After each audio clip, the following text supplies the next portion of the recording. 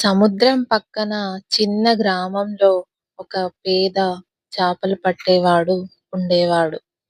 అతను ప్రతిరోజు సముద్రంలో చేపల వేటకు వెళ్ళి తన జీవితాన్ని సాగించేవాడు. ఒకరోజు అతను చేపల వేటకి వెళ్ళినప్పుడు అతనికి ఒక అందమైన చేప చిక్కింది. అతను ఆశ్చర్యపోయాడు. చేప మానవ గొంతుతో మాట్లాడుతుంది. దయచేసి నా ప్రాణాలను విడిచిపెట్టండి. నేను ఒక మాంత్రిక చేపను. నన్ను విడిచిపెడితే మీరు కోరిన ఏ కోరికైనా నెరవేర్చుతాను అని బంగారు చేప అంటుంది. చేపలు పట్టే అతను ఆశ్చర్యపోయి కాసేపు ఆలోచించి, నాకు ఒక కొత్త పడవ కావాలి, బలమైనది మరియు దృఢమైనది కావాలి. దానితో నా కుటుంబాన్ని పోషిస్తాను. నేను సురక్షితంగా చేపలు పడతాను అని కోరాడు. బంగారు చేప సమ్మతించింది. మీ కోరిక నెరవేరింది అని అంటుంది. అదే క్షణంలో చేపలు పట్టే అతను తీరంలో నిలబడి ఒక కొత్త పడవను చూస్తాడు. అతను చాలా సంతోషంగా ఉంటాడు.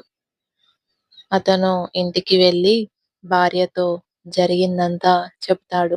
కానీ ఆ భార్య, నువ్వు ఎందుకు ఒక పెద్ద ఇల్లు, డబ్బులు అడగలేదు అని అంటుంది. మళ్ళీ చేపలు పట్టే అతను వెళ్ళి సముద్రానికి బంగారు చేపను పిలుస్తాడు. నాకు అనేక గదులతో ఒక పెద్ద ఇల్లు కావాలి అని కోరుతాడు. బంగారు చేప అతనికి కోరిన ఇల్లు ఇస్తుంది. అప్పుడు చేపలు పట్టే అతను తను భార్యతో కలిసి ఒక పెద్ద ఇంట్లో జీవించడం ప్రారంభిస్తాడు. కానీ ఆ భార్యకు ఇంకా అసంతృప్తిగానే ఉంది. నువ్వెందుకు పదవిని కోరలేదు అని అడుగుతుంది. మళ్ళీ చేపలు పట్టే అతను వెళ్ళి సముద్రానికి, నేను పాలకుడిని కావాలి, నేను ఈ దేశాన్ని పరిపాలిస్తాను అని కోరుతాడు. దానికి బంగారు చేప సరే అని నీ కోరిక నెరవేరుస్తుంది. చేపలు పట్టే అతను దేశానికి పాలకుడైతాడు. కానీ పాలించడం చాలా కష్టమైనది అని తెలుసుకుంటాడు. అతను ఎన్నో సమస్యలు ఎదుర్కొంటాడు.